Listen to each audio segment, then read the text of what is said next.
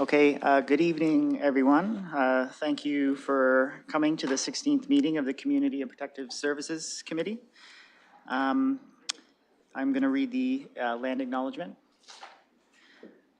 The City of London is situated on the traditional lands of the Anishinaabe, Haudenosaunee, Lenapewauk, and Attawandaron.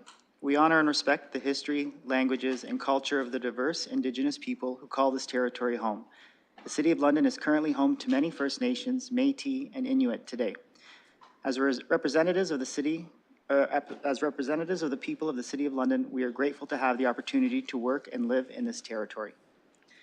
The city is committed to making every effort to provide alternative formats and communication supports for the meetings upon request. To make a request specific to this meeting, please contact cpsc@london.ca or call 519-661-2489 extension 2425.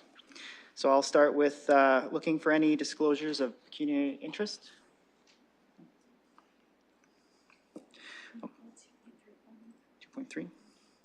Okay, I have one pull request for the consent items. I have 2.3, so I'm going to look to committee to pull any other items. 2.3, Housing Stability Services, rent geared to income, waitlist placement ratio. So no other pull requests? Okay, I will pull 2.1, 2.2, 2.4, 2.5, 2.6, and 2.7 for one single vote for the consent. And I'm looking for a mover to move that. I have a mover. Anyone second? And a seconder. So Councillor Rahman moving, Councillor Pribble seconding.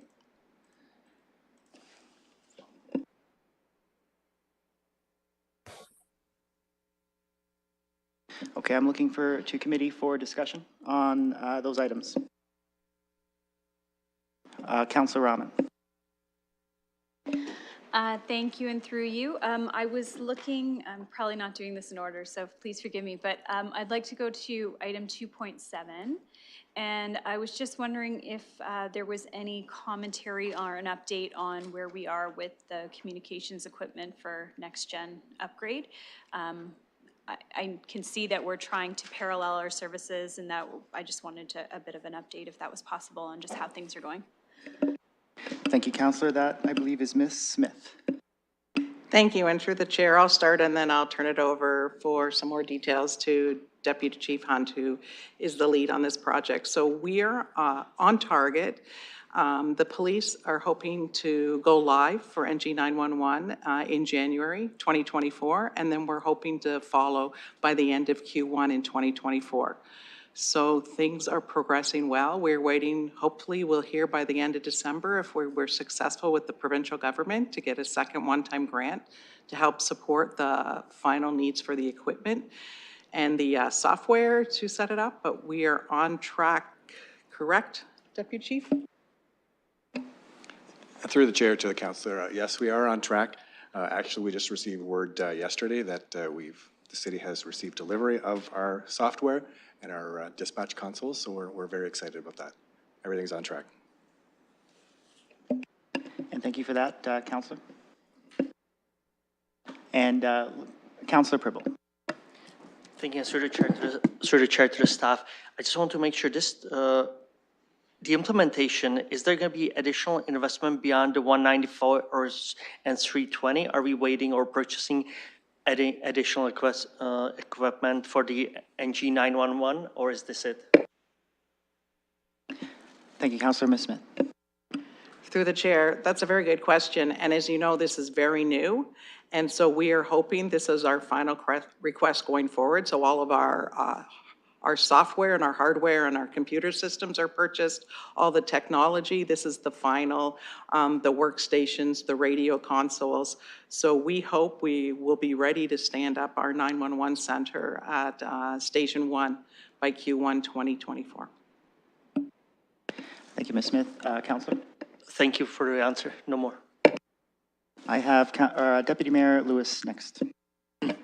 Thank you, Mr. Presiding Officer, and through you to our staff. I appreciate the update on the actions at East Lyons Community Center with regard to the soffit repairs. I know we are dealing with this at the same time as we're dealing with some vandalism damage that's not a part of this report. I'm just wondering if staff can give a verbal update on timelines on the completion of this project, if that information is known. And I know that our facilities chief has just wandered in, so, or sorry, I shouldn't say wandered in, but just joined us. And so I'm just wondering if there's an opportunity for an update on the soffit repairs timeline for East London Community Center. I know this is being coordinated with some other repairs related to vandalism and not the particulars of the soffit. And so I'm just wondering, especially with the weather starting to turn to less desirable weather for outdoor construction work, if we have a timeline on completion. Thank you to the staff. Yeah, through the chair, and apologies for being a little bit behind. I need to get right to my notes because there's several soffits involved here. So the north soffit, the repair is underway already, as is the south soffit. The aim is to have the aim is to have all of the soffits completed before winter. There is a very long lead time on lighting products, so we can expect probably that will be into the new year that the lighting is finally installed. And then the remaining soffits, we have the design prepared and they're ready to start once they are authorized to do so. Thank you. Deputy Mayor? And thank you for that update. And I was walking in as the meeting was being called to order, so you're not the only one who's still pulling out their notes for the other items on the agenda. So thank you for that. I do wonder, and if the chair will indulge a little bit, do we have any additional timelines? I know this is, I referenced the vandalism issues as well. Do we have any timelines on when the damaged windows will be replaced? Thank you. Back to staff. Yes, thank you through the chair. That is the other item that we're seeing excessively long lead times on is glass products. The last time we talked about it, it was in the neighborhood of 3 months to get, especially a panel of that size. It's a very large window, so it was 3 months minimum. Thank you. Thank you, and just through you, Mr. Presiding Officer, I just want to thank our team for the very quick response after the vandalism. The damaged light posts were capped within 24 hours. The graffiti was removed. As frustrating as that situation is, the team responded wonderfully to do the immediate things that they could do as quickly as possible and get that space back to feeling safe and welcoming for everybody. So while we still have some challenges, I just wanted to take the opportunity as well to say thank you for what you were able to do quickly, being done very, very quickly. Thank you, Deputy Mayor. I echo those thanks as well. Looking for anyone else for the on the speakers list. Okay, let's call the question.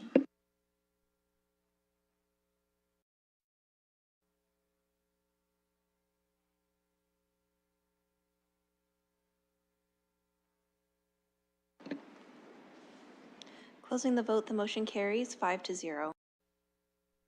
Okay, thank you. That leaves us with 2.3 on the consent items. So looking for speakers list.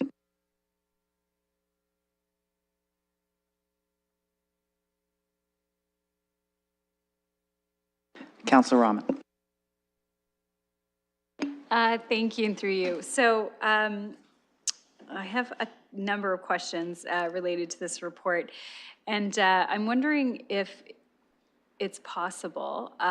So as I was reading through the comparators in the report for the different regions and different cities, I was having trouble comparing apples to apples in terms of the comparators. And trying to understand if what we're doing is significantly different from other places, because it seemed like it was based on the criteria listed in the report for urgent status and in our different status categories. So as we're looking to authorize the recommendation that's here, of a rate of 20% versus 80%, I was having difficulty understanding how we get there if our criteria is so different from other comparator cities. So I wanted to start there and see if you could help me to better understand some of that and how we got to that language around what the different status levels were within that category. Thank you, Counselor. I realize that I did want to go to Mr. Cooper for an overview before anything, but that's okay. Let's answer that question, and if Mr. Cooper feels, if he wishes, he can give us that overview after. Thank you, and through you, Mr. Chair.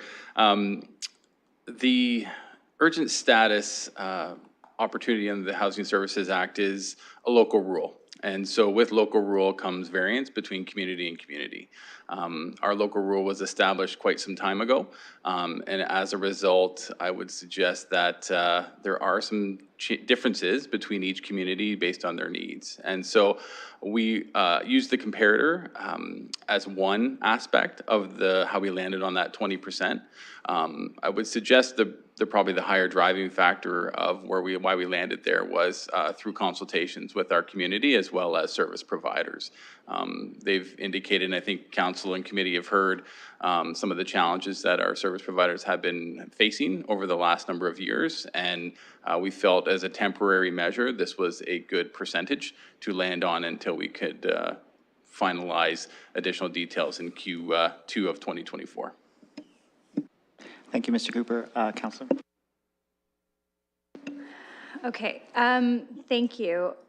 So my understanding of what I'm reading in the recommendations that are before us, one of the things I was trying to understand is how did we arrive at 6 months to be eligible, and why would we, for instance, not consider 9 months versus 6 months? Like, what do we see in terms of resident component status? Did we use as a marker for that 6 months versus, let's say, 9 months?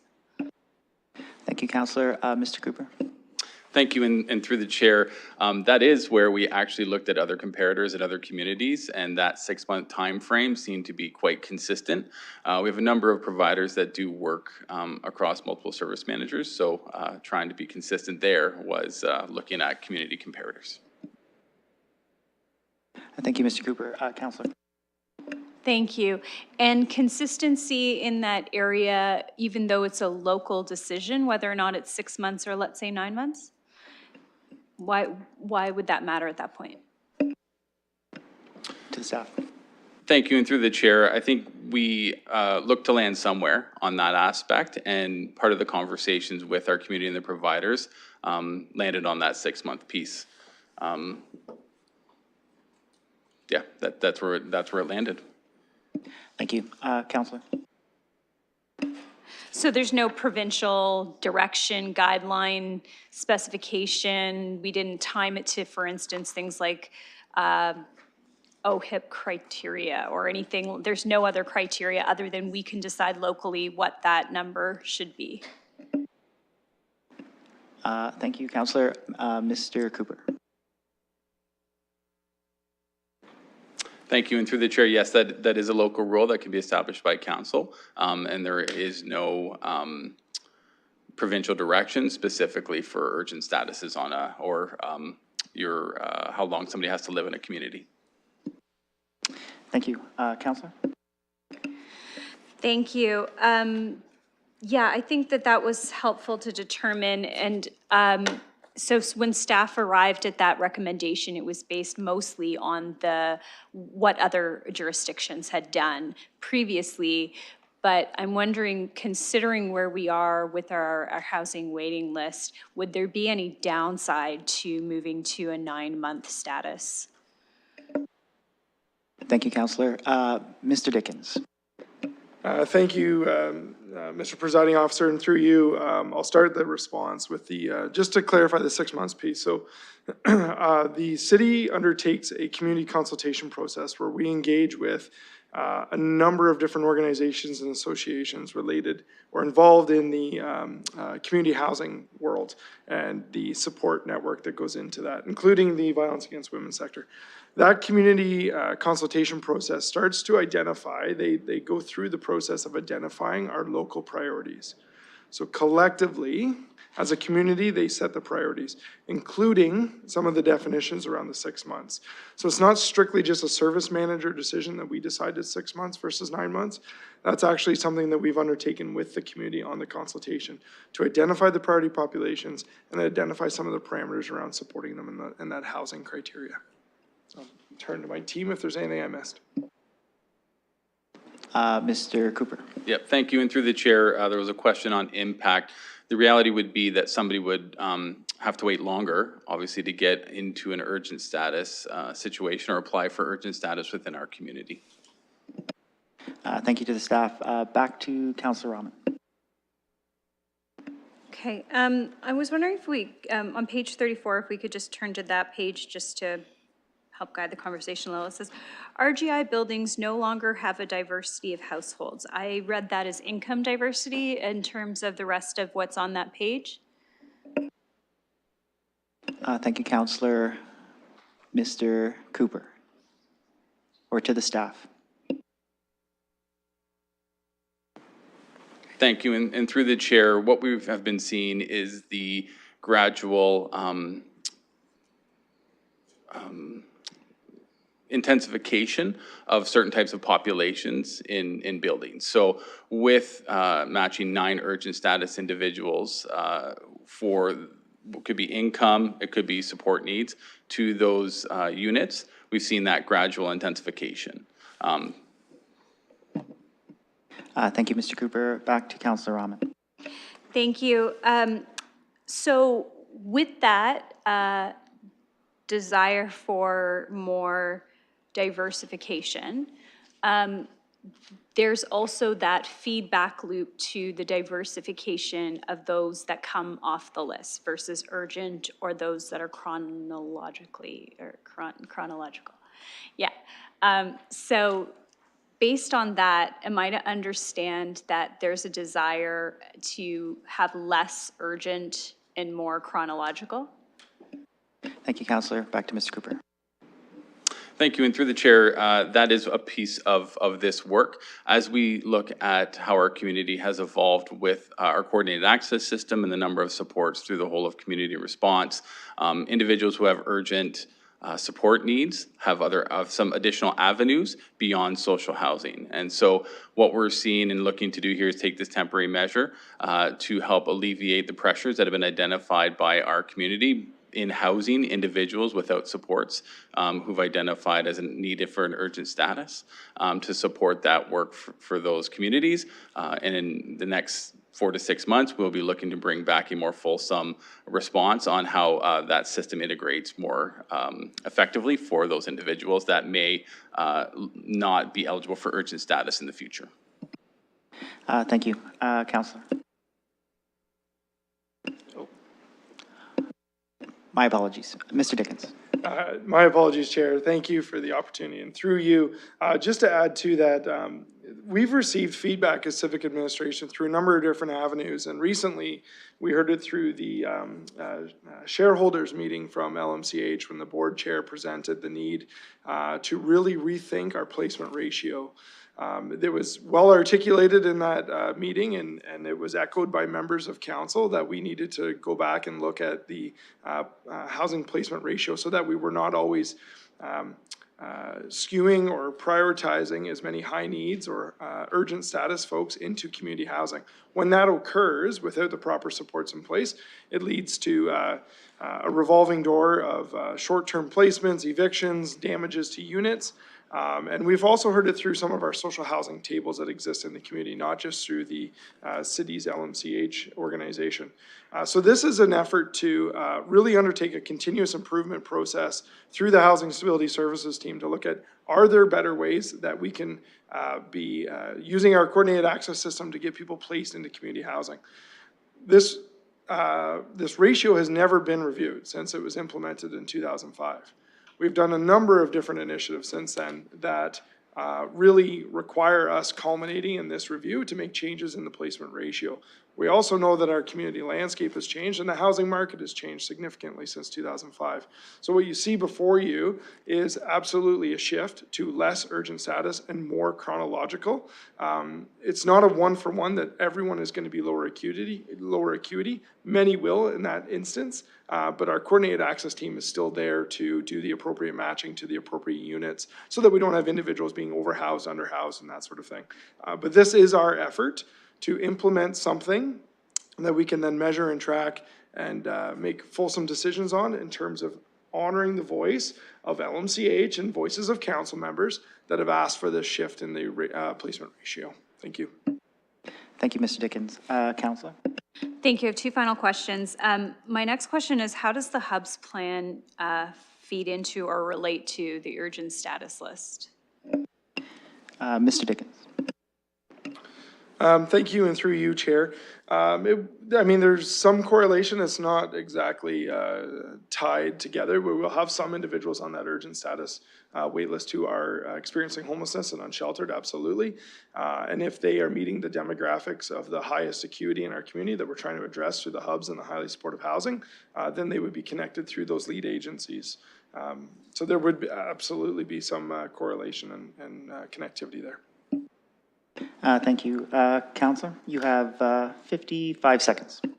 Wonderful. Thank you so much for keeping me on time. My last question is just related to the life stabilization office locations that were listed in the report. I was just wondering how we arrive at those locations and if there's one planned in the Northwest. Thank you, Councillor. Back to staff.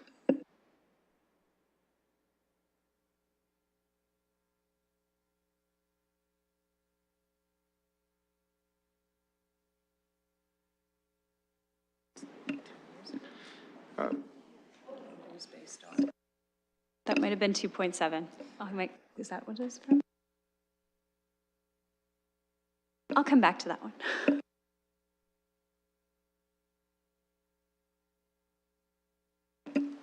Thank you. It's okay. I can ask you that question offline. I just noticed it in the report. Okay, thank you. Thank you, Councillor. You do have 30 seconds left, so I'll keep that in mind. I'm going to go to Acting Mayor Lewis. Thank you. Thank you, Mr. Presiding Officer, and through you, I want to first of all say to our staff, great work on this. I believe it was February or January when Councillor McAllister and I met to raise LMCH's concerns around this with you. I am certainly not going to tell our board chair he was described as being very articulate today. Although he may have been more articulate than he was in this chamber at a lower level than what he was when he presented as the board chair.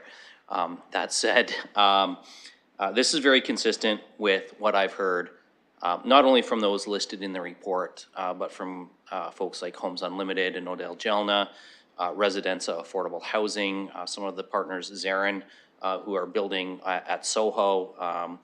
You know, it wasn't that long ago, we were having a discussion about the number of affordable units that would be allocated at the Soho site and at other sites. And the preliminary response that I've heard from some of these folks on this report since it became public was, this is great. And this will actually allow us in future opportunities to be more comfortable with negotiating more affordable units for the city to pull off of their housing access wait list. So that is good news. All around, because it makes it easier for our partners to work with our housing access list and get people moving into more stable housing. I absolutely concur with Mr. Dickens' comments about the revolving door at LMCH in particular, although I know it's not unique to their buildings. This will go a long way to helping create stable housing opportunities for people who have been on the chronological list for a long time. And it was referenced that this hasn't been changed since it was introduced in 2005, but there was mention that other options have arisen in the community since then. And I just want to reference a couple, for example, for colleagues to think about. In 2005, the Inova Women's Shelter on Clark Road did not exist. There was no place for women fleeing domestic violence to go and seek a place to live for a period of time from Inova. Now that exists.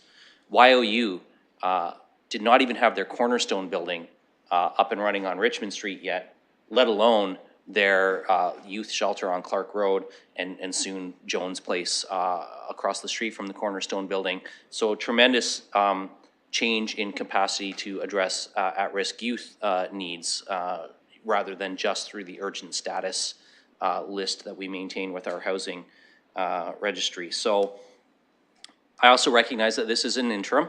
That some fine tuning will be happening and another report will be coming back to us in 2024.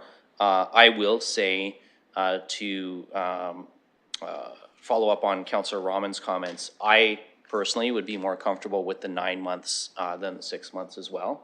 And I know I've heard that from some of our community providers. I know that there was a community conversation, stakeholders were engaged, there was a difference of opinion. This is the number that was settled on for now. But I would say I would personally support, even if this was amended to 9 today, but certainly moving forward, that we look at a bit longer period of time there. Because I'm cognizant of the fact of the number of Londoners who have been residing here for a long time, who have been on the list for a long time. And I do think that there is a need to recognize their need to move up the list and to be able to see the light at the tunnel for the day that they can get off the list and be housed in a safe, secure, sustainable housing environment for them. So I really wanted to take the opportunity to commend staff for the work on this.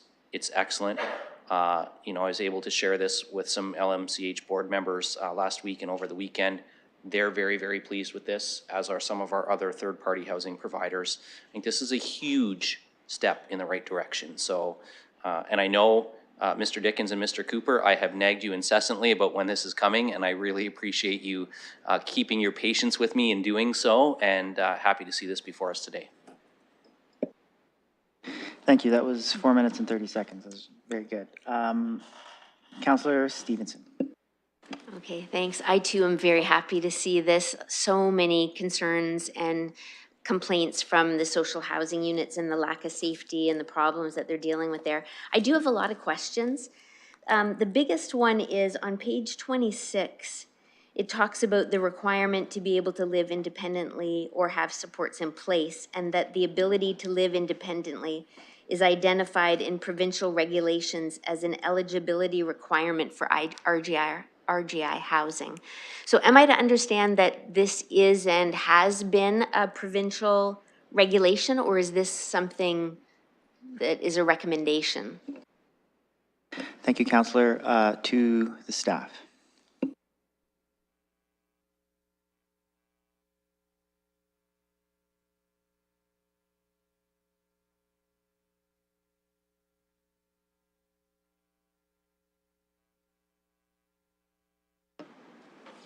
Thank you, and through the chair.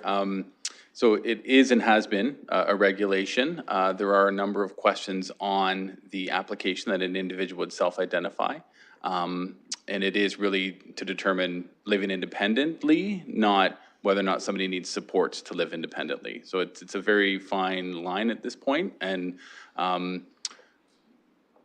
we are looking at utilizing the application to help us identify that when an individual applies for social housing.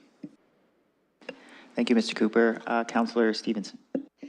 Thank you, and through the chair, can you give me an example of what we do right now to ensure that people meet that provincial regulation? Thank you, Councillor. Mr. Cooper. Thank you. And through the chair, there's we utilize an independent living form currently that assists our teams to work with an individual should concerns be raised by a provider that somebody may not be able to live independently. And we recognize too, as people's living situation and as folks age and sometimes their situation might change. So it does allow our community, our team here, and to work with community on identifying individuals who may need some additional support. Thank you, Mr. Cooper. Councillor? Thank you. So is that form used prior to housing somebody to ensure that they meet that provincial regulation? Because in the line below it on page 26, it says for one service manager in another city, The individuals are not placed in community housing if they are not able to live independently. Another service manager requires an agency to confirm that the applicant can live independently. So I just wondered, are we utilizing any of those, or were we using this form to ensure that people were able to live independently? Thank you, Councillor. Mr. Cooper. Thank you, and through the chair, I have Jesse Ford, who's our manager of rent supplement and tenant placement, to help assist answering those details. Thank you, Mr. Cooper.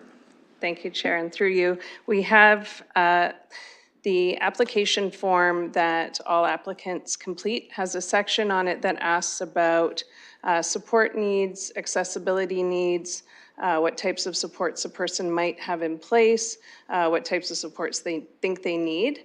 And from there, we review the application form. We also check some of our other databases to see, have there been issues that have arisen? Is there a history of not paying rent? Different things that might indicate that someone needs some additional support. If we are able to, if we identify that they do need additional support, we have a follow-up form that we send, and it gets completed by the applicant with the assistance of usually their family doctor. Thank you, Ms. Ford. Councillor. Thanks. So to me, this seems like the key piece around it is that we've been housing people who are unable to live independently in a way that, you know, that works. So I'm just curious, would you agree that that's the problem? Like, when I read the report, that's what I hear, is that we're housing people who don't have basic living skills, don't know how to take care of an apartment, pay rent. So to me, that means they can't live independently. So I just feel like this is the big piece, is that to ensure that the people that qualify for RGI can live independently. So I'm wondering, like, what is it about the piece that we've been doing that hasn't been working? Thank you, Councillor. Mr. Dickens.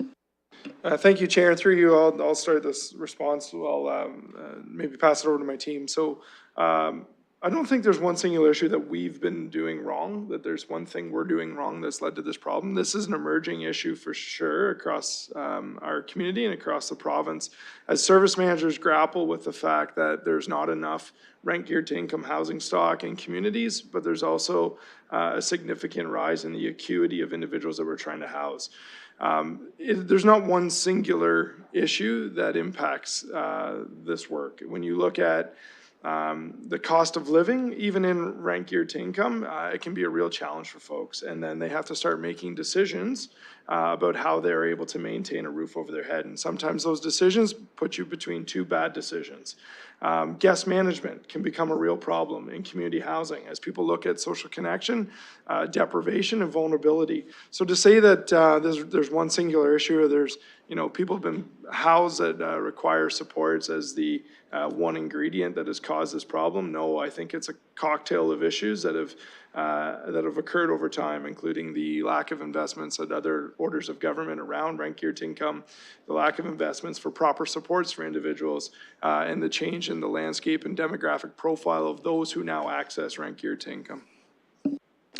Thank you, Mr. Dickens. Councillor Stevenson. Thank you. So definitely support the minimizing the issues that were expressed by LMCH and by many people who live in our social housing, for sure. I mean, here it talks about the preliminary findings, talked about tenants within a building or complex characterized by pronounced support requirements, but for whom there's a shortage of support.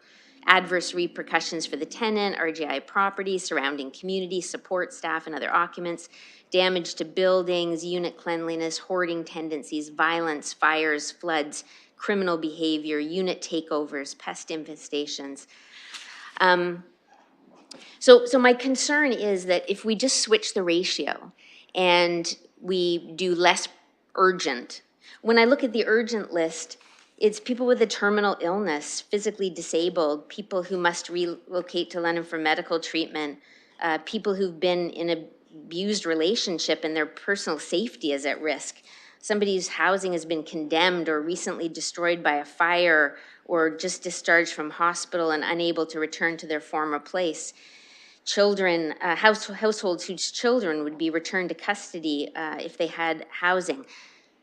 I don't really want to reduce the number of people that we're helping in that area.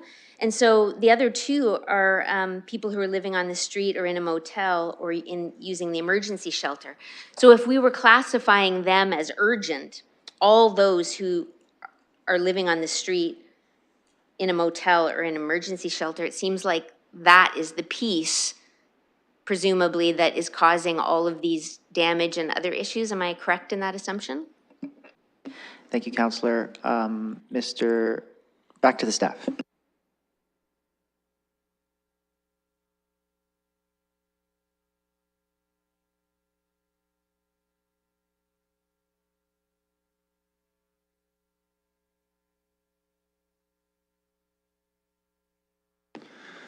Thank you, and through you, Mr. Chair, I'll start this answer and then turn it over to Ms. Ford for any additional comment. For a point of clarity, so our special priority policy population, they legislatively do get priority to housing, so they would not be impacted by this change.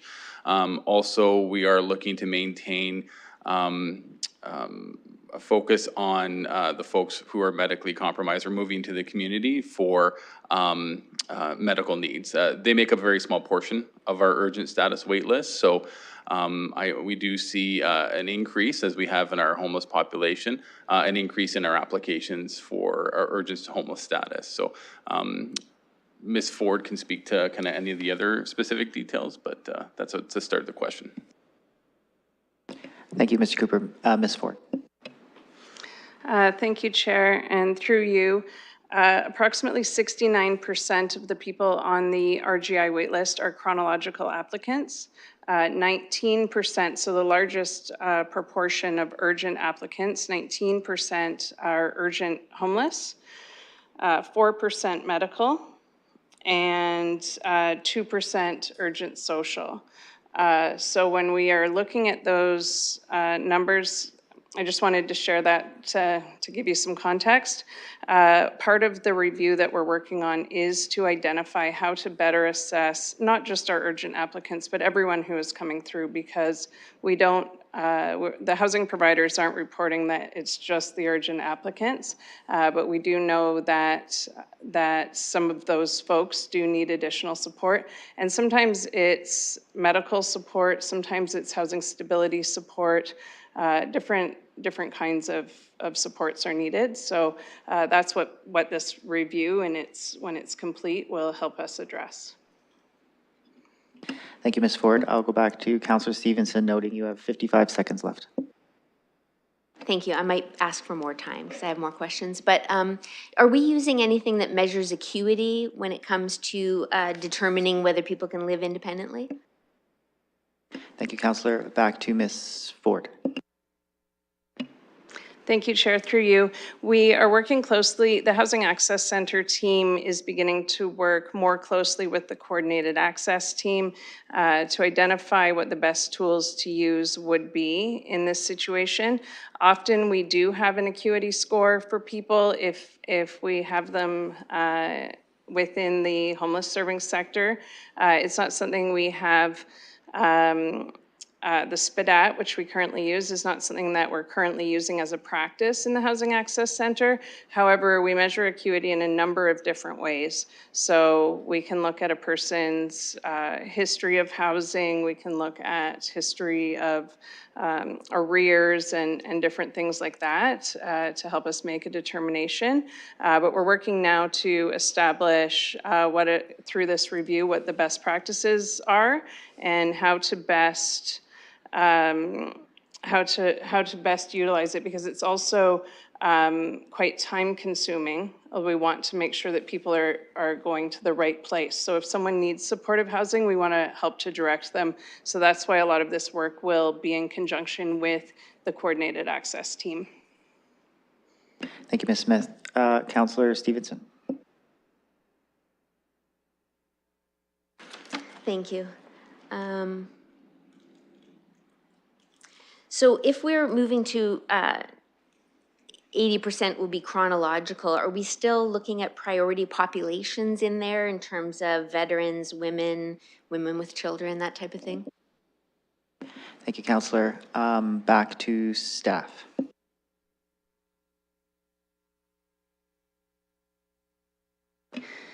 Thank you, Chair, through you. Those are currently the coordinated access priority populations. Those aren't populations that are prioritized through the Housing Access Center. Under the Provincial Housing Services Act legislation, we're required to prioritize the special priority individuals in our community. So those are people fleeing violence and people who have experienced human trafficking. Beyond that, it's up to us to make local rules. So part of this review will be to see how we align with our counterparts in coordinated access to try and create a more consistent system that reflects what the needs of the community are. Thank you, Ms. Ford. Back to Councillor Stevenson, noting you have 25 seconds left. Is this the time I ask for more time then, or do I wait till my time runs out? It's up to you, Councillor. I will ask now if I can have another 5 minutes. Looking for a motion for an extra 5 minutes for Councillor Stevenson. Moved by Councillor Pribble, looking for a seconder.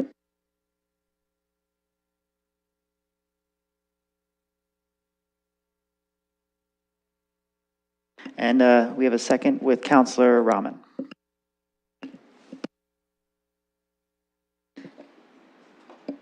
Do I explain why? Okay, no discussion. We will call the question.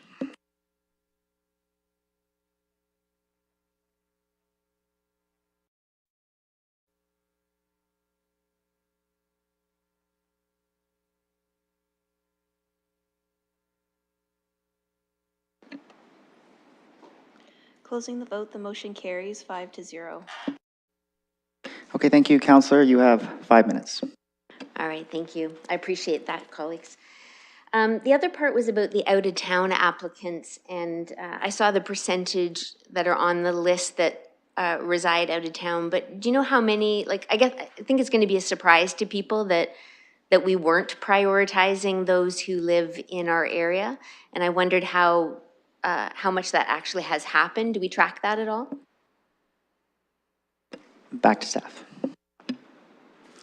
Thank you, Chair, and through you.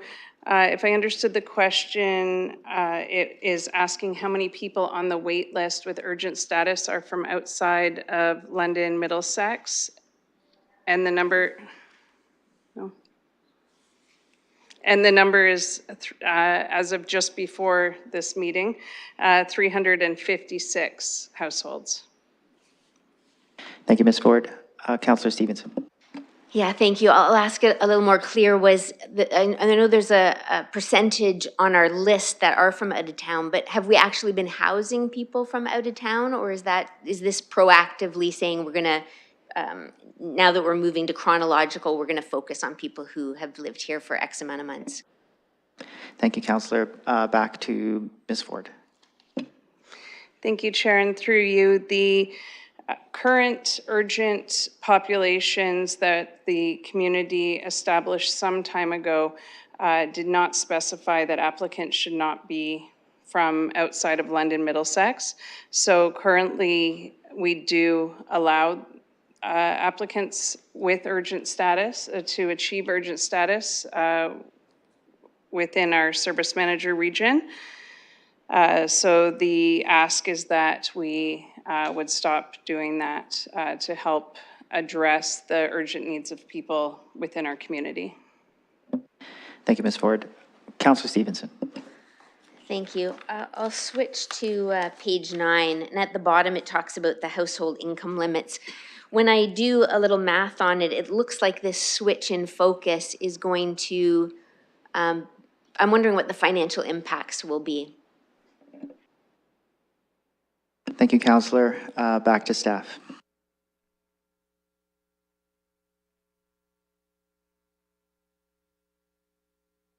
I can maybe ask more clearly. So where it talks about the household income limits, as we switch from one limit to another, I'm assuming the RGI amount that is paid out is going to be less for this 80% than it was for the 20%, and that we'll be able to help more houses or more households. The money will go further. Is that a correct assumption? Thank you, Councillor. Ms. Ford.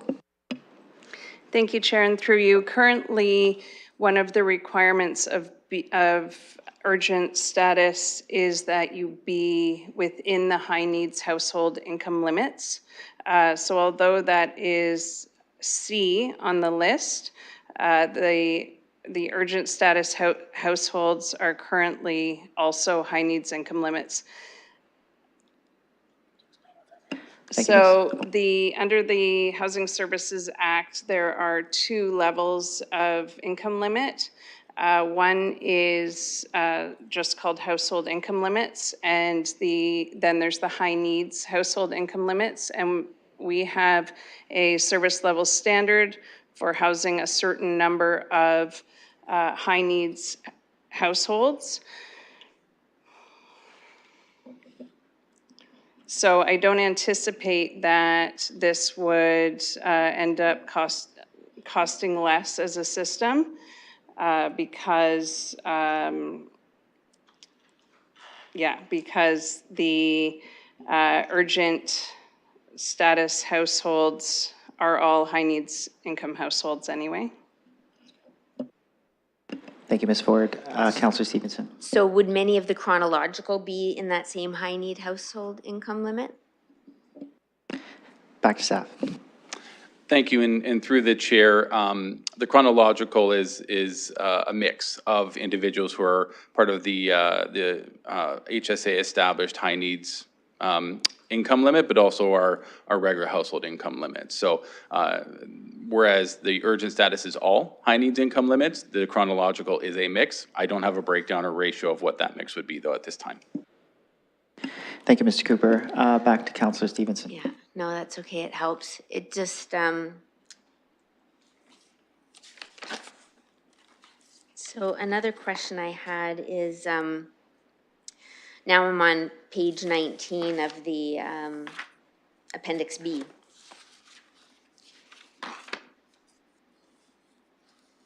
And it says that there's difficulties in tracking applicants and difficulty tracking outcomes. And I was just curious,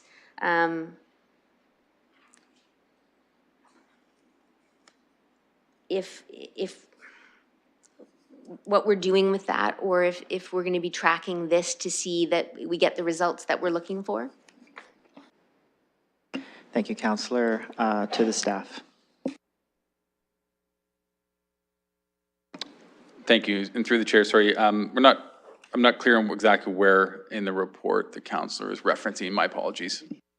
No, it's okay. The pages are different. This is page 19 in Appendix B, so it's the 3rd page of Appendix B.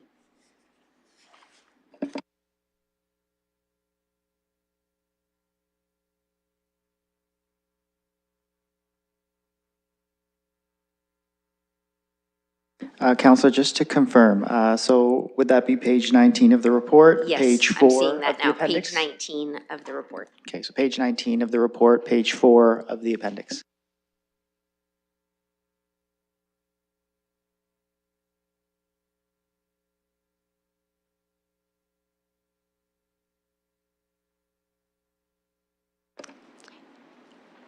And it's really just, there was the talk about measure and tracking, and I'm just curious as to what that's going to look like.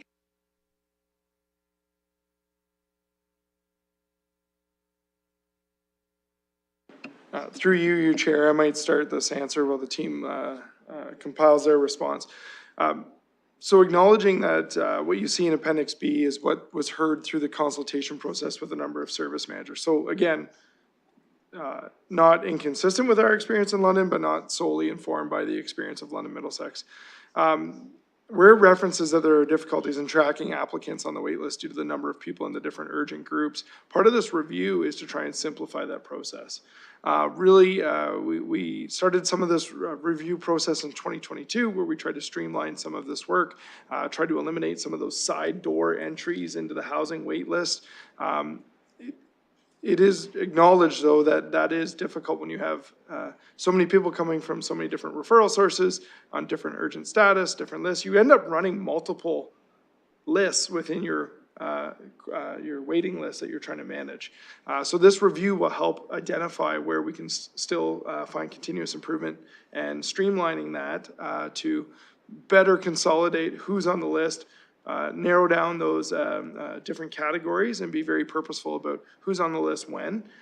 There's also a lot of movement. So as people are on a wait list here in London and they're unsuccessful in getting housing for a period of time, they may drop off our radar, they may move out of community. And so the team that reports to Mr. Cooper, they've been doing a lot of work to start to clean up that application process, start to better manage that wait list so we can actually get some more real-time point-in-time data, including doing a bit of a deep dive into some of the income levels of those that are on that wait list so we can better understand what the real gap is in terms of the folks that are on the wait list looking for housing and what some of those discrepancies might be around the market rent and affordable housing rent. So hopefully that bought my team enough time to add to that answer.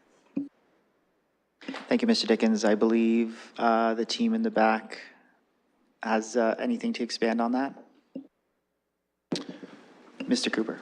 Thank you, and through the chair, I think just to add to Mr. Dickens' comments, it is really that understanding and tracking individuals after they've been housed as well, right? And their need as they move into housing, and then to utilize the additional tools available to service providers to determine somebody's ability to live independently. Maybe they have different support needs. It's really doing a better job, honestly, as a system to track that. And so that's part of why there's an interim response here, looking to understand how this change might impact that, and then bringing forward a more longer-term change in Q2 of 2024.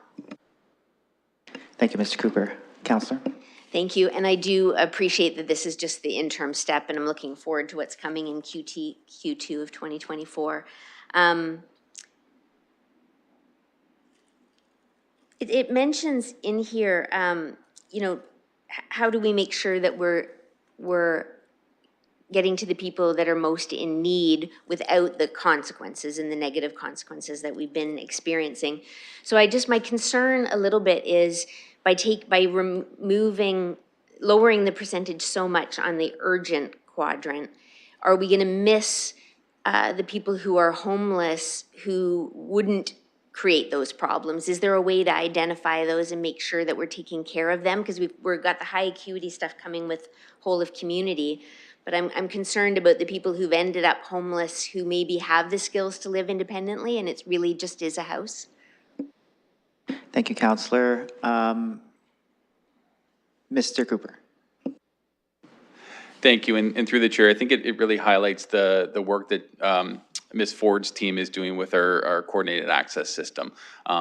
Those individuals who are identified as experiencing homelessness should and do connect in through our coordinated access system, where they have additional tools to assist those individuals to live independently. And social housing could be an option for those individuals, potentially some of the 2 out of the 10, as we look to match individuals. Our teams are working, as many other communities are, on aligning what a coordinated access system really means and the historical wait list process that is bound in legislation. Our coordinated access is not bound in legislation. It is best practices utilizing some direction from our federal funders. So our commitment, and has been for our team, is to look at improving those experiences for individuals who are in need, whether they're applying for social housing or looking to maintain their existing housing, or look to move into a different type of unit that meets their support or social needs. Thank you, Mr. Cooper. Councillor Stevenson. Thank you. I noticed when they did service manager interviews with some of the other cities, one prioritized graduates of supportive housing. And I imagine this is going to be something we're going to be talking about more as people come out of our highly supportive housing with the whole of community. Thank you, Councillor Stevenson. Mr. Dickens.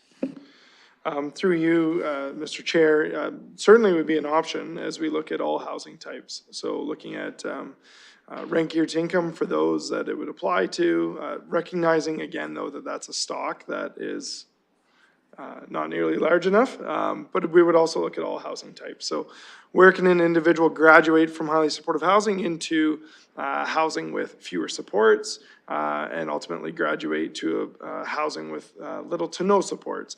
That might be in some affordable housing spaces. It might be in market rent with rent subsidies and housing allowances. It might be affiliated with housing support programs. So I don't think it's a direct correlation, but it would be one of the housing types we'd look. As, when we talk about the whole of community system response, we look at a continuum of housing. So certainly not in a place where we can exclude any housing types. So I wouldn't say it's a sole landing spot, but it would be one of many. Thank you, Mr. Dickens. Councillor Stevenson. Okay, thank you. I only have a couple of questions left. One of them is, I realize it was back in 2005, but when I look at the other urgent to chronological wait list ratios, we were like the complete opposite of everyone else, it seems. Do you know what the reasoning was back then? I'm just curious if there was some... Thank you, Councillor. Back to staff. Thank you, and through the chair, I don't really have a lot more information on the rationale back in 2005. Sorry. Thank you, Mr. Cooper. Councillor Stevenson. No, that's fair enough.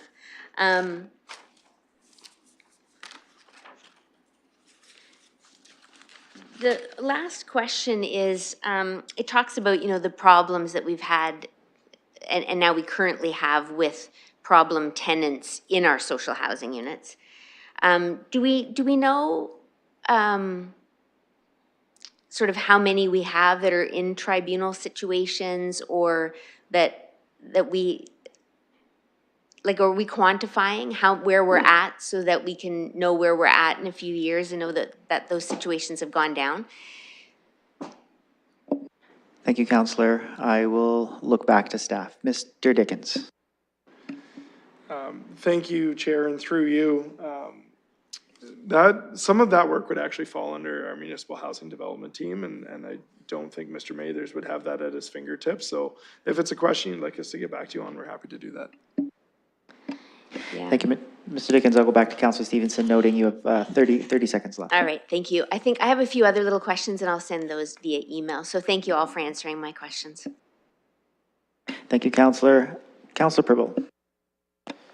Through the chair to the staff, thank you very much for this report. And, with my limited, I would say, experience with such population, I would say that the points are really accurate, and I love to see the challenges, risks, and opportunities that are listed. They are really meaningful, and I really think that they are very, very accurate. I think, and I heard it from the staff during the last 10, 15 minutes, the two keywords, reviewed and evaluated. And I really think, I know you all, or some of you mentioned it, and I really think this is going to be the secret of the success, that we are on this path. We made the decision. Last time it was 2005. You came with this proposal. I'm really happy with it. But the thing is, again, the time will tell. And I just want to, even though you did already mention it, I just want to reiterate it, that we really have to review it and evaluate it and see if there are certain things that are not working, to adjust it and not to wait for a very long time. So thank you very much for that. In terms of what was already stated by two of my colleagues, I really would like to recommend from 6 months to 9 months as well. And I don't know if we need to make a motion, or if I can make a motion to, I think it was under B. Sorry, I don't have it in front of me. I'm sorry? Thank you, Councillor. We haven't actually moved the staff recommendation yet, so if you were to move the staff recommendation and change the 6 months to 9 months, then if you get a seconder, we should be able to do that. So I would like to move that with the change from 6 months to 9 months. And I have a seconder with Councillor Stevenson? Okay. We're just waiting for the language so you can see that up in front of you.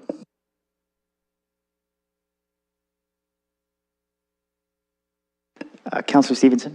Thanks. I know I had 30 seconds left, so I will just say thank you for this because there are so many people in the social housing that email and call, and I know you guys talk to them as well. And for many, it's a desperate situation. So this is a little beacon of light and hope that we're changing things, that it will get better. And I'm sure they're all, as I am, looking forward to Q2 and the report of how we can really move forward with something great. Thank you, Counselor. I believe that should be up now in front of your e-scribe, so just look at that and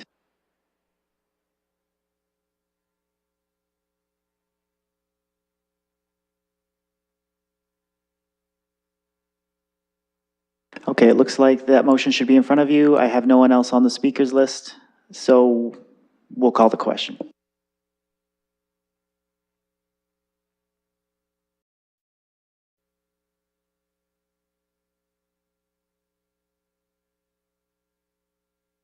Sorry, I don't have it on my screen. I did. Okay.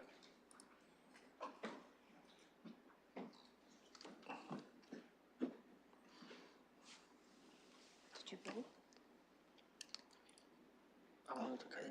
It's red right there. Oh, no, I don't. Oh. There we go.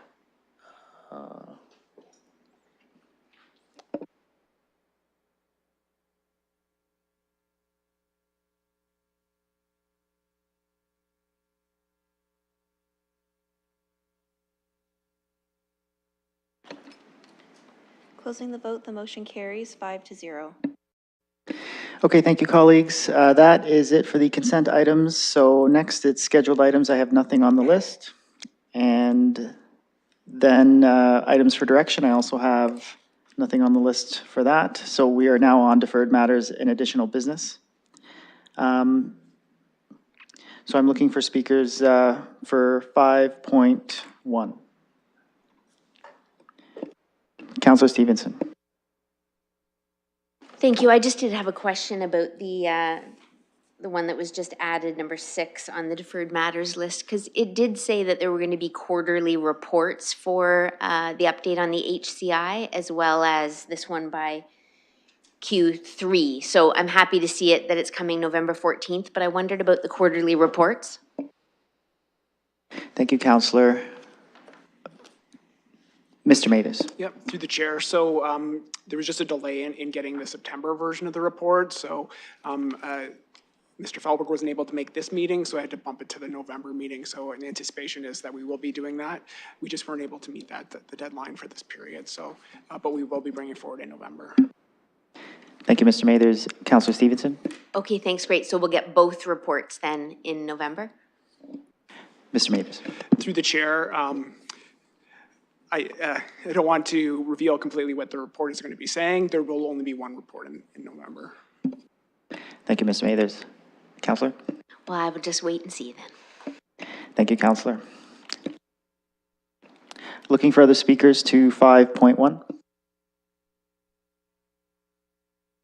Okay, I have no one. I will be calling the question for item 5.1.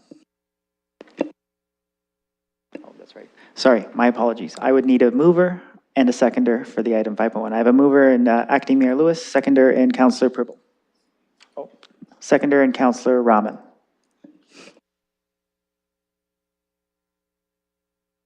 Councillor Stevenson. How often is the deferred matters list brought forward to council? Thank you, Councillor Stevenson.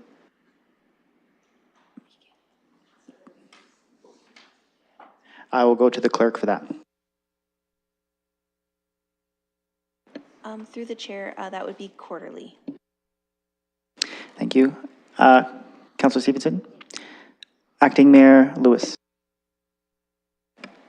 Thank you, Chair. I just wanted to provide, recognizing that colleagues at the committee are new on the deferred matters list. This used to be a regular feature of agendas monthly, and the reality is that things often sat unchanged for months. So when the committee chairs this term met with the clerk 6-8 weeks ago, whenever that date was, the request was that could we please start to see the deferred matters list, but that quarterly would be fine because the changes are just not that frequent, and so that was just administratively. It's just always been a practice that they come forward. And then this came up at Civic Works earlier today.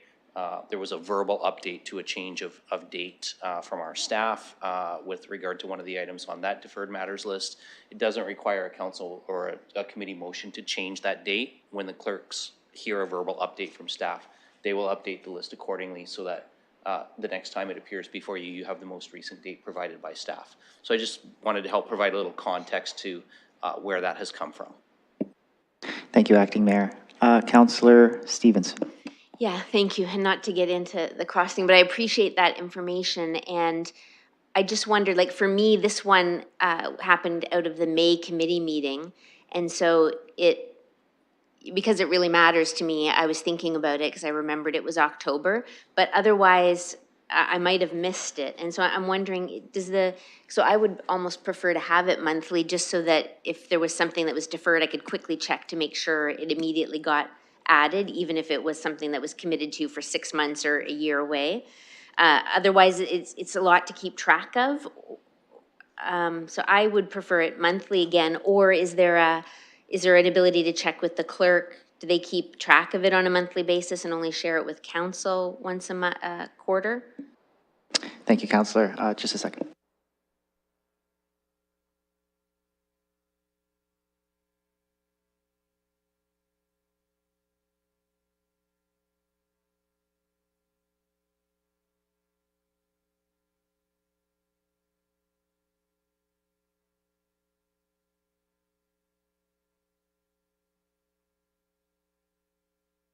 Ms. Corman. As we've done in the other committees, we can administratively action that to be monthly or every other month or whatever you wish. Thank you. Councillor Stevenson? Thank you. Seeing as we're switching committees, are we better to wait until the next one? And then it's something I could bring up at the next one. Okay, let's leave it for tonight. Thank you. Thank you, Councillor. Looking for others up for the speakers list for 5.1.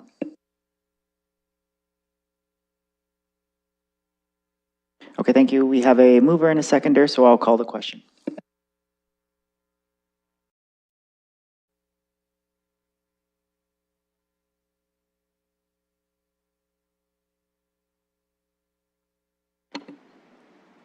Closing the vote, the motion carries 5-0.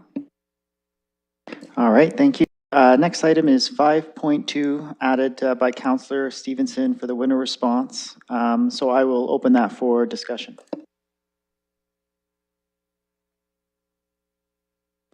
Councillor? Thank you. This is just a tidy up issue so that I can see the other part of the portion that I filed the MFIPA for. I apologize for not clarifying ahead of time, but my recollection was that the information was available at the clerk's office, just waiting for me to do this piece.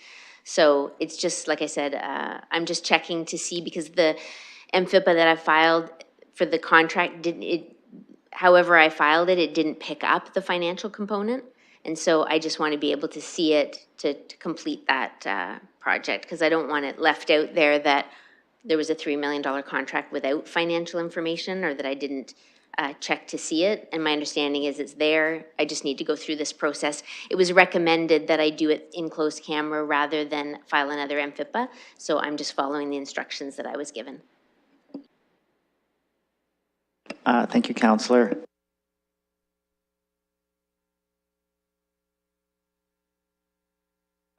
And Councillor, are you looking to put this motion on the floor? Yes, please. And I have a mover. I'm looking for a seconder. Seconded by Councillor Purple. Okay, looking for discussion. Councillor Purple. I just want to state that I'm seconding because I do want to have the opportunity to see it for us to, when we move in terms of the future. So when we look and when we negotiate similar contracts, I really would like to see and learn from it if there's a room for improvement and for us to be better, if there is. Thanks. Thank you, Counselor Pribble. I have Counselor Rahman next.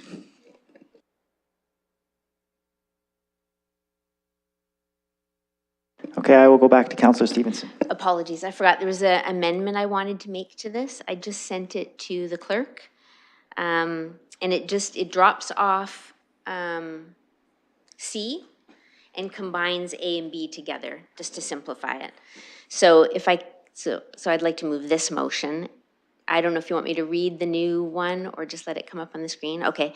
It says that the Civic Administration be directed to bring forward to a future meeting of the Community and Protective Services Committee the following information: the full detailed financial information related to the winter response contract between the Corporation of the City of London and London Cares, including the supporting financial information and the associated subcontract information as may be applicable. So it just took off a few things, made it a little bit more simple, and left it open to a future meeting rather than the next meeting. Thank you, Counselor.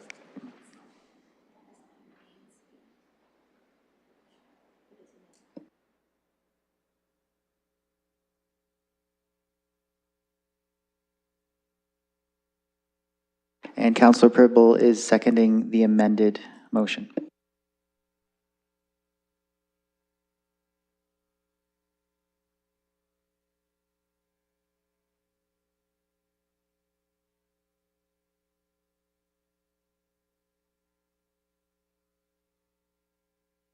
All right, next on the list, Counselor Rahman. Thank you. I guess I'm waiting for this just to come up to see the language change, just to be clear. Just wondering two things.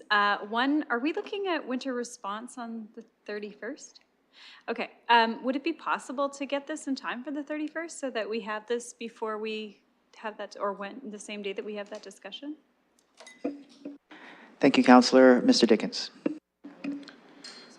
Through you, Chair, no, we would not be able to turn that around for the October 31st SPPC. I will acknowledge, we did do a year-over-year comparison report for committee already on the winter response of previous years. Staff would need to go and pull this information to make it available to committee.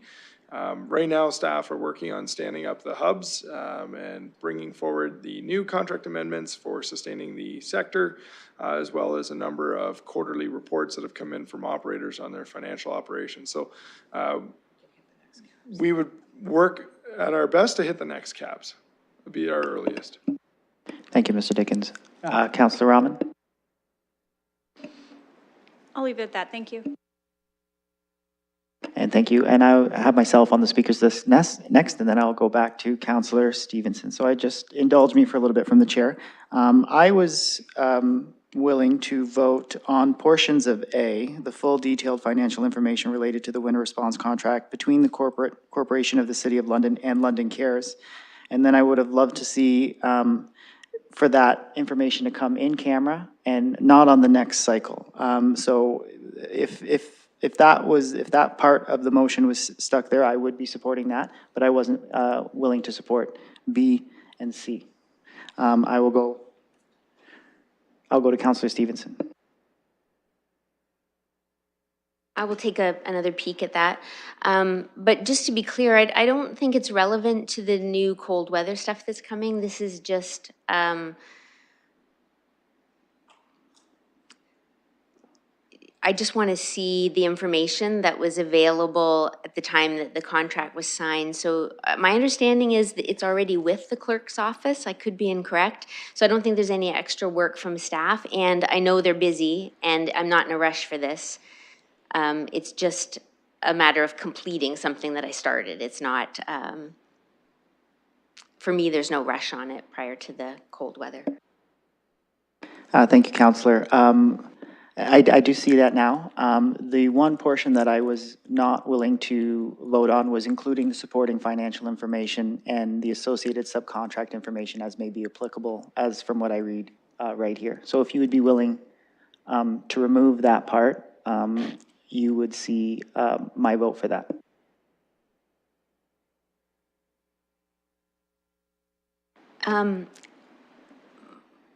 I just want whatever was attached to the contract or what we did with the contract. So I don't know if they're gonna be able to pull it out if it's there, so I can maybe not do it specifically, that I just want the information, supporting financial information for that contract and leave it at that.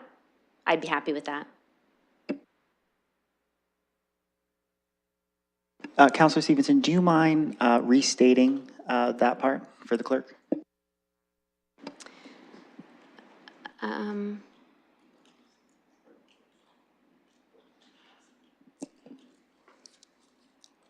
I'm okay with taking out everything after London Cares. So there's where it says including the supporting financial information and the associated subcontract information. And I'm looking to the seconder.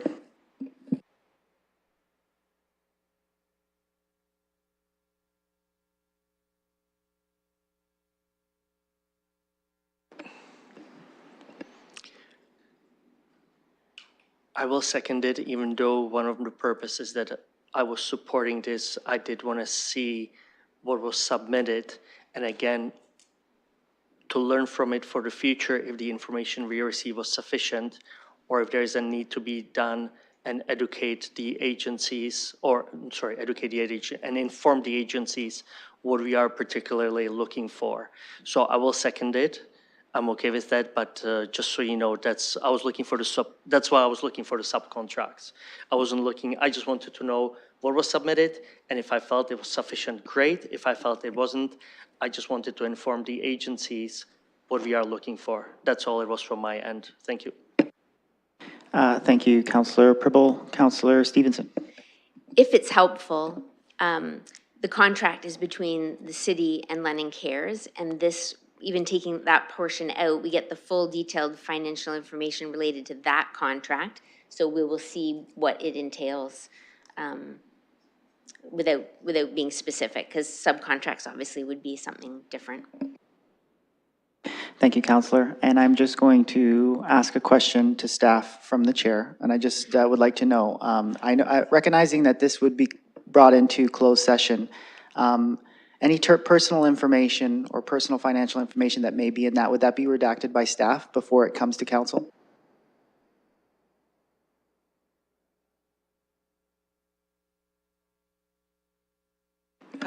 Yes, Mr. Chair. There are two paths that could go on this. If it's a public report, then any proprietary information would need to be redacted. We would work with legal on that.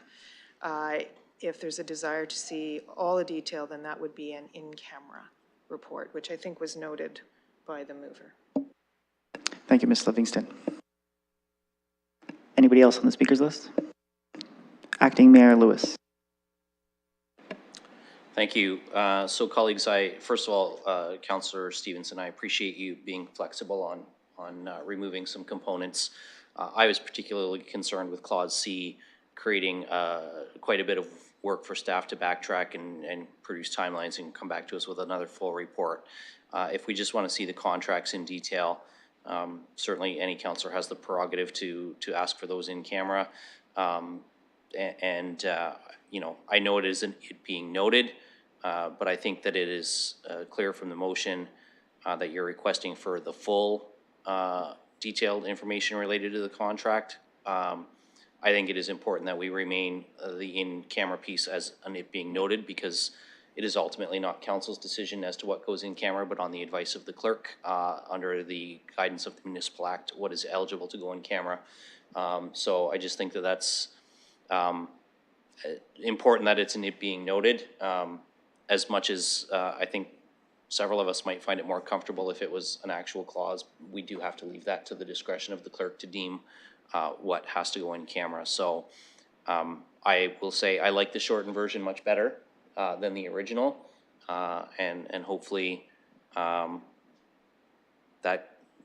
now that we've sort of wordsmithed out something a little shorter, we can dispense with this. And I really appreciate the flexibility on not asking staff to bring this back at the next meeting, because you're absolutely right. They are extremely busy right now, and they need to be able to focus on the at-hand issues first.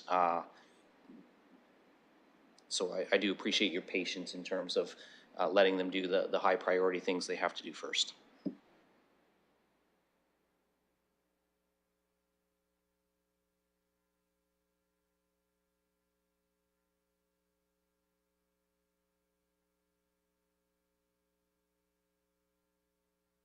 All right, thank you, Acting Mayor. Anybody else? Okay, we'll call the question.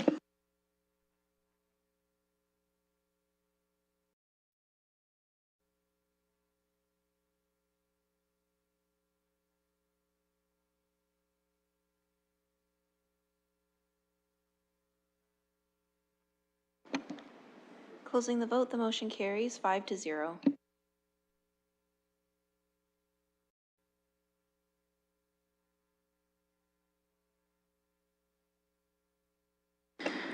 Okay, that is it for the deferred matters and additional business. Next, I have confidential items. 2 items on the confidential list, 6.1 and 6.2, so I will look for a mover to go into in camera. So I have a mover by Councilor Rahman, a seconder by Councilor Stevenson. We can- All right, the vote will come up on your e-scribe.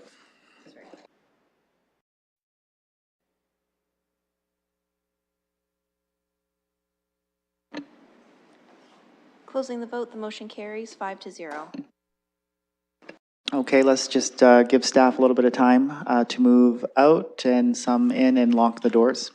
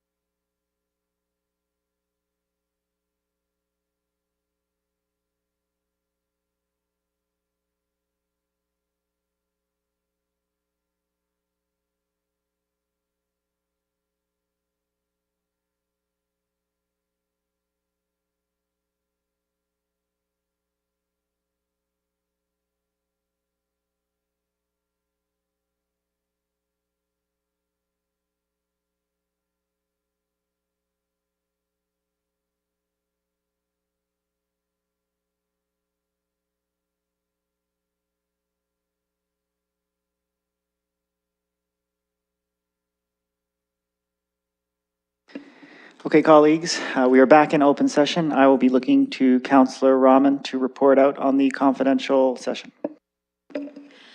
Thank you. I'm pleased to report that progress was made on items 6.1 and 6.2. Thank you, Councillor. And that leaves us to our last adjournment, moved by Acting Mayor Lewis, seconded by Councillor Rahman. And vote. Oh, sorry, Acting Mayor. Just a comment on our adjournment before we do that. I mentioned this at Civic Works earlier today, but I know not everybody was there. So to colleagues, congratulations. Today is 1 year since Election Day.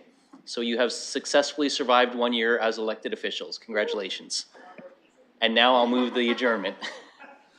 Okay, and all in favor of the adjournment? You're opposed? Carried. And we have sandwiches in the other room, so don't forget about your sandwiches. Thank you.